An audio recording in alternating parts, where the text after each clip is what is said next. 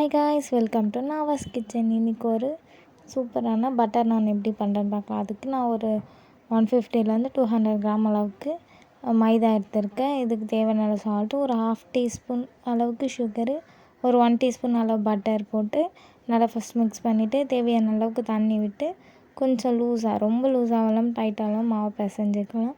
பிசைஞ்சிட்டு oil apply பண்ணி ஒரு 1/2 அன் ஹவர் டு 1 ஹவர் உங்களுக்கு டைம் இருந்தால் நல்லா ரெஸ்ட் பண்ணுங்கள். ரெஸ்ட் ஆக நல்லா சாஃப்ட் ஆகும் மாவு.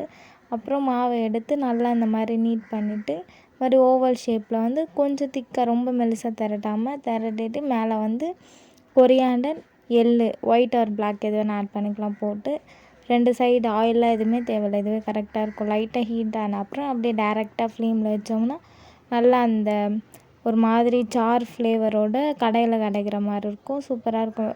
லாஸ்ட்டாக மேலே கொஞ்சமாக பட்டர் அப்ளை பண்ணால் சூப்பராக இருக்கும்.